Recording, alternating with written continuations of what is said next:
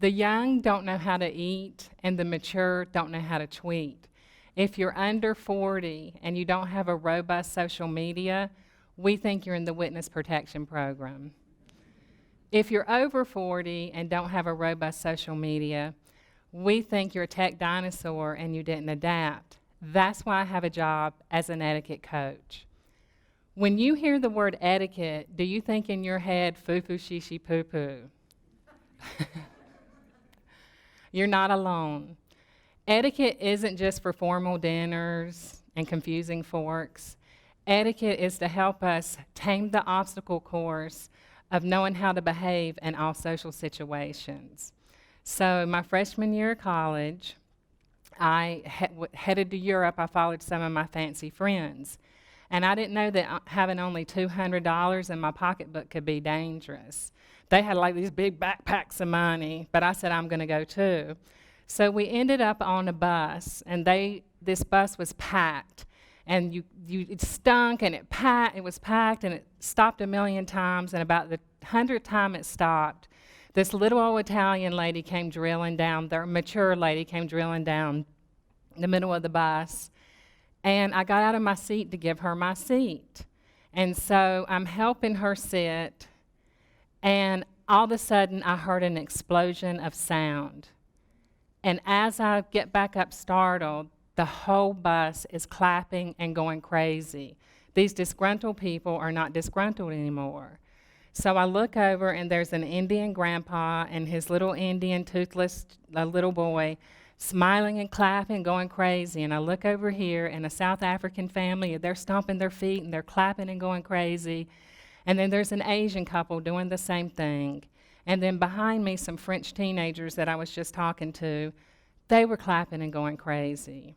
So in 3 seconds, the impact of one kind act brought all those people together. But that was in the olden days, in the 90s. So I just always think about how our brand was just face-to-face then. But now, the whole world is on that bus with us. The little Indian boy would be videoing and uploading to YouTube. The South African family, they would be putting it on Facebook. The Asian folks, they would be Instagramming it, and the French people would be snapping and tweeting. So we're being streamed constantly. We don't have a choice anymore. We're being streamed. So our new first impression is online, and it's constant.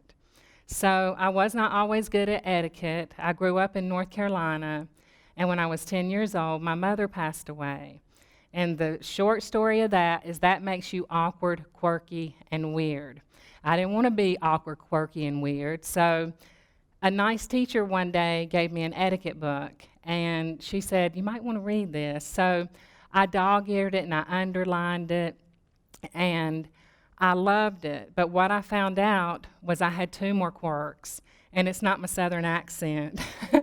So one of my quirks was outward. I talked too much. I talked all the time, and everybody's saying, sit down, be quiet, quit talking. And I'd get these big red gooey X's on my report card.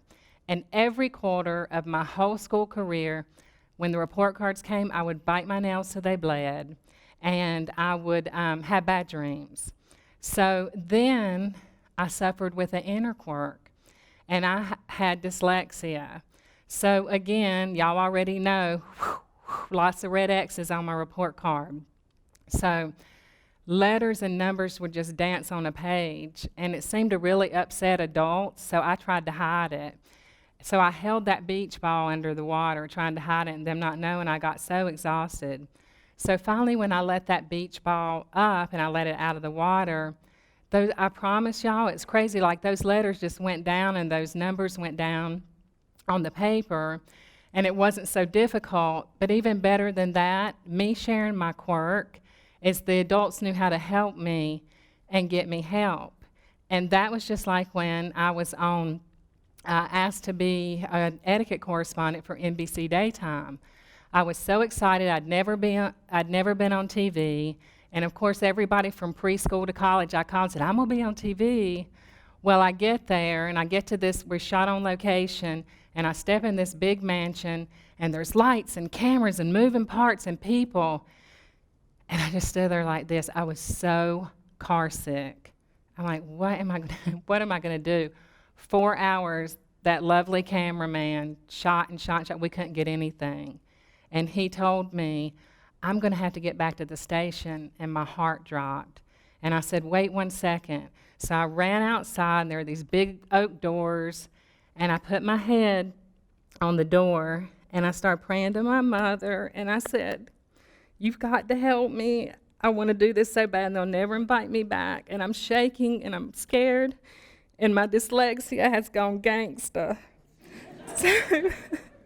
So all of a sudden again, my heart settled down, and I settled down. And so as I went to put my hand back on the door, I realized I was still mic'd. So that whole crew and that cameraman and everybody heard me crying and carrying on. It went on a lot longer than I just did. So I thought, ooh, I'm gonna walk home, and I thought, ooh, my real people clothes were back in the house.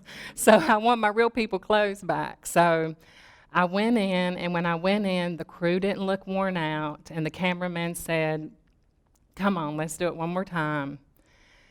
And we shot 5 segments in 1 hour, which in TV is unheard of. I mean, it's just a miracle. So once again, if you just tell the truth, I learned again, quit hiding, tell the truth, because we all came together, and now I've been lucky enough to do that for 10 years. So I would like to help you identify your quirk and what you know is your best asset. So number 1, identify it. Whatever makes you different is your quirk. Number 2, embrace it like a friend, treat it like your best friend. You're going to say, what you're going to say is, I'm going to take up for you, and I'm okay for you. Number 3, treat it as a gift. Don't bury it like I did. You want to pull it up, love on it, look at it, because it will take you unimaginable places. Like the time I went to a party at the White House. My husband's a concert promoter, and he booked the musician. So, honey, I busted in that room. I was just the best thing.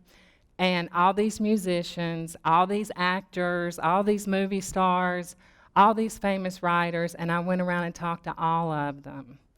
And I thought, I'm not going to stay in this room, so I beelined for the security guard. And I went up to her and I said, can you show me something fascinating in this White House? And she said, ma'am, checking through security, you're the only one that asked me how my night was going. And her name was Dee, and I knew that because that's my sister's name. And I did say, Dee, can you show me what's fascinating? And she said, you're the only one that remember my name. So I thought about it. I thought, you know what I got in trouble for?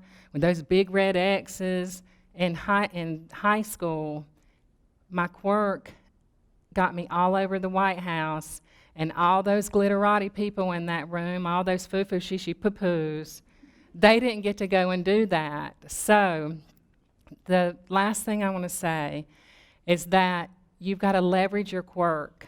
You've got to make it work. And I talk on TV, I talk to big groups like this, and I talk to book, this makes me cry, into 10th printing. So my quirk of talking ended up being my superpower.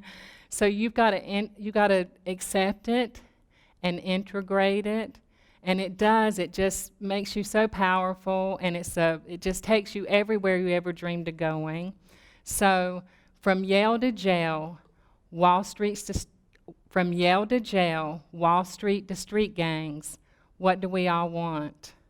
We all want respect, and it starts right here. We have to respect ourselves.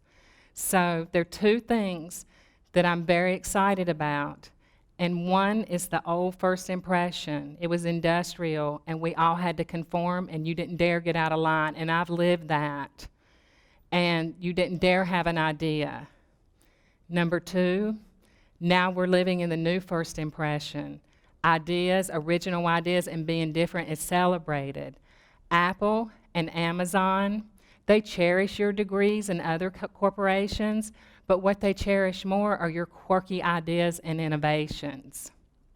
So, entrepreneur used to be a cuss word, now it's a buzzword, and they're master's degrees. So from Yale to jail, Wall Street to street gangs, that's all we want is respect, but it has to start here. It's a shortcut to success, I promise you with everything in my whole heart. It's a shortcut to success, and your introductions will always be trustable, memorable, and fascinating. And y'all, I'm so happy to tell you, look at my big red X. Now, thank you.